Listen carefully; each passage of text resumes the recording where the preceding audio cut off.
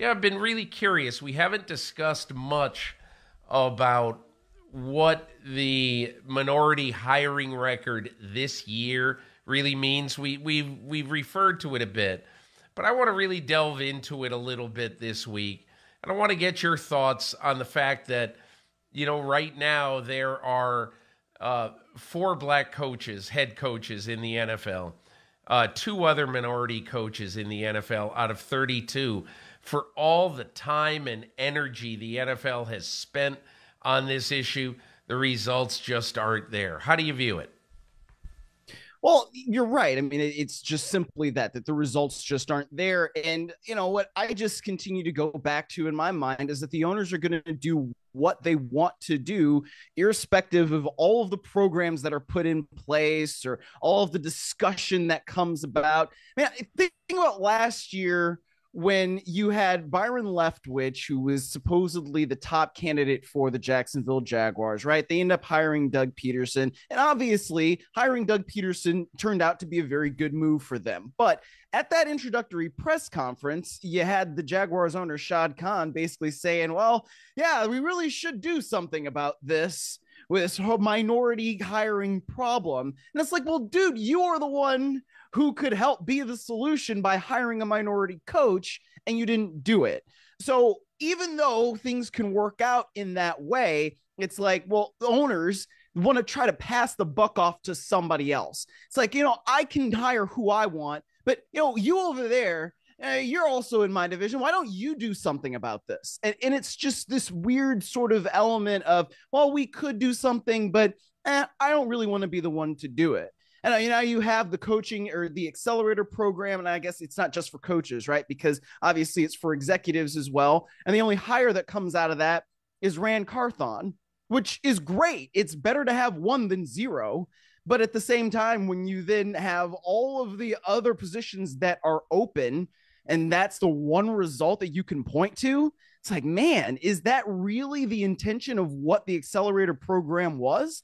I don't know. And then you look at what happens with the Arizona Cardinals, right? They hire a 40-year-old white head coach. They hire a 35-year-old white offensive coordinator. They hire a 29-year-old white defensive coordinator. And I'm not saying that any one of those people are unqualified for their jobs.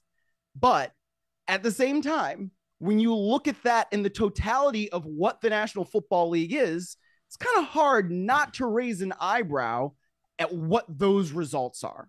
So I guess that's a little summation of where my mind is, at least as we begin, this part of the off season.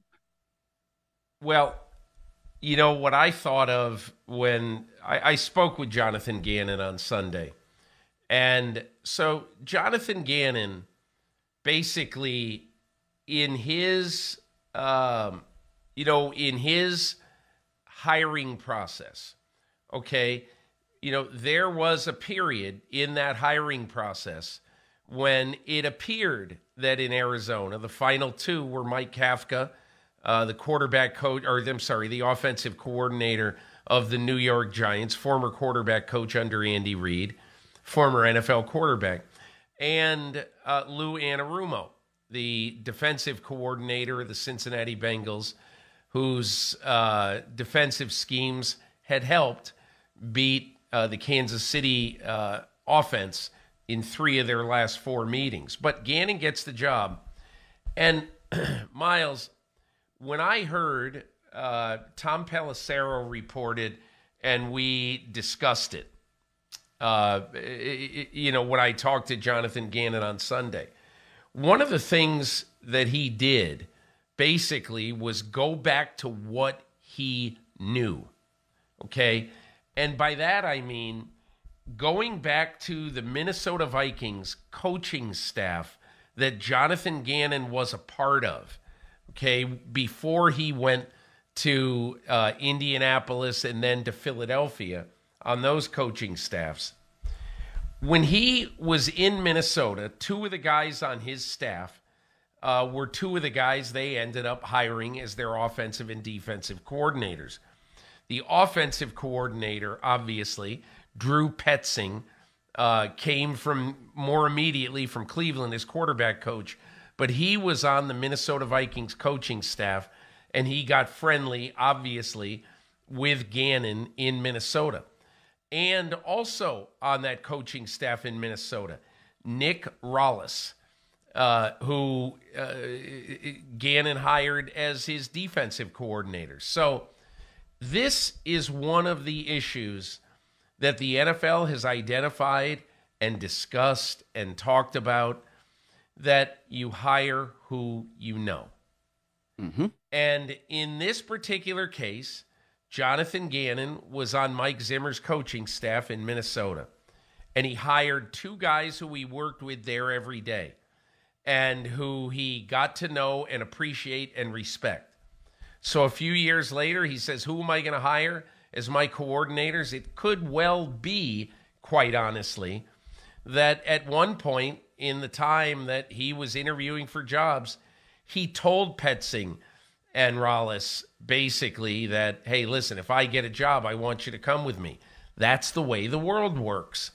Mm-hmm. And unfortunately, that is what stands in the way of so much of the advancement of black and minority coaches in the NFL. First of all, there aren't that very many of them in authority positions in the NFL.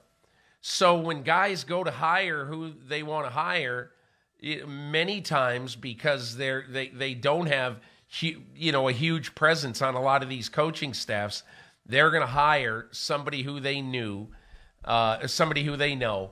And I think that becomes almost a self-defeating prophecy in trying to advance, the role of minority coaches. And the other thing I would say, Myles, is I think what also happens is in hiring who you know, that's one of the reasons why owners have been encouraged to meet with minority candidates at league meetings, at other events during the course of the year. And I think it's really good of the league. I think it's progressive of the league. I think it's going to take time for that to bear fruit. But it sure seems like there's so much more of the same this offseason. Jim Bob Cooter gets the offensive coordinator job in Indianapolis. Obviously, you hire someone either who you know or who has been out there on the vine, who has done these jobs before, who's a veteran of the coaching fraternity. And that's why things just don't change.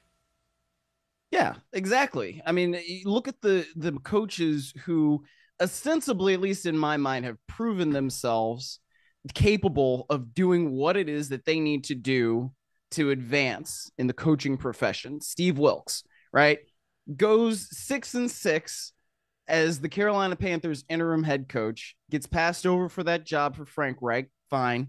But he's got to go now and be a defensive coordinator for San Francisco. And I credit Kyle Shanahan for hiring him. I mean, obviously he is qualified to do that job, right? And they want to keep things mostly the same when it comes to having a 4-3 base defense and all of that. And that's what Steve Wilks runs. And we all know that those things are great. But why wasn't Steve Wilks considered for any more jobs when he did the job that he did with Matt Rule's team over the course of the 2022 season? And look at the quarterbacks he had to coach with. PJ Walker, Baker Mayfield, who was arguably the worst starting quarterback in the NFL this year before he was released and then ended up with the Los Angeles Rams. Sam Darnold. I mean, these are not, the battering ram, which is maybe a terrible choice of words there, but these are not great quarterbacks we're talking about here. Eric Bieniemy now has to go to Washington to be the offensive coordinator and, quote, run the show, unquote. What are we doing here? When Doug Peterson and Matt Nagy have had that same role and then advanced to head coaching jobs. So I don't really know what to do about it, Peter. I really don't. I mean, because like I said, owners and other coaches are going to do what they want to do, and they're going to go with who they're comfortable with. And until Until people, I guess, get comfortable with the fact that there are black coaches out there who can do these jobs and do them well, then this is where we're going to continue to be. Look, we're going to move on after this because I don't know that there's anything that we can say or we can propose, even though I proposed in my column that if I were Roger Goodell, it's almost like, this is not necessarily a slap in the face to Troy Vincent, the NFL executive vice president, who is sort of become the front person in the league for all efforts to improve this effort, and they also have a big DEI presence now in the NFL office. But I think they ought to replace Troy Vincent. I think they ought to get a new front person for this job. I think they ought to scour industry, come up with somebody who might have new ideas. And I don't think that it's time to just say, well, it was a bad year this year, but we think the programs in place we have right now are working. I think there's one thing the NFL has done in recent years that could really help, and that is mandating one minority coach on the offensive side of the ball be hired by every team in the league last year. So it's not like this is not instant coffee where that's going to work overnight. But I have to believe that some of these coaches are going to go into their teams, their 2, 3, 4, 5, 6, 7 coaches could emerge from this program of, just getting their foot in the door. And that is something that a lot of black coaches over the years have said. We just simply don't have the opportunity, okay? So 32 minority coaches right now do have an opportunity. Now, obviously, in some cases, it's probably going to be, it's too strong to say a sham job, but they might not be taken as seriously as they are in other places. So, but I just think that needs a year or 2 or 3 to bear fruit, to try to bear some fruit in this. But otherwise, if I were Roger Goodell, I would shake it up and I would just simply continue to tell the owners in this league, and quite honestly, the coaches in the league who continue to hire an overwhelming number of white minority coordinators, that we simply have to be exposed to more people, more coaches in this business. So anyway, let's just move on. I'd add this. Yeah, good. Let me add this one thing, Peter, or 2 things, I guess. I will give Frank Reich credit. He hired Thomas Brown, rising coach from the Los Angeles Rams, who was the assistant head coach and tight ends coach last year, also worked with running backs there with the Rams. So he's now the Carolina Panthers offensive coordinator. So you got to give him credit where it's due, I suppose, there. And also the San Francisco 49ers have been developing minority candidates, not just for coaching positions, but also for GM positions.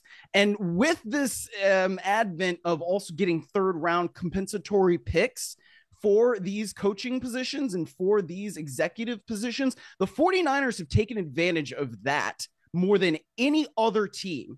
Right? Because you see the minority coaches that continue to come through there. You got Robert Saleh, now DeMeco Ryans is another one. Martin Mayhew, the general manager of the Washington Commanders. He comes from there. Rand Carthon comes from there, and then he goes to the Titans. So there are candidates that are ripe to be picked from these ranks, right? And if you have more of that 49ers model where you're really developing those men and women, then that is something that you can take advantage of and then have more draft picks. So more teams should be like the 49ers. I couldn't agree more, because it worked for them as they developed a very good roster, and it also worked for them when strong candidates left to take head coaching jobs and to become general managers. So obviously it works, and it won't work if we're talking about a team that is, 3-14 every year. But it's going to work if you have faith in what you're doing and if you put good people in charge. Kyle Shanahan has done that. John Lynch has done it. Jed York has done it. And so anyway, I think that they should be held up as a beacon for other teams to follow. Hi, I'm Mike Tirico, and thanks for watching. Make sure to hit subscribe for the latest news and highlights from NBC Sports.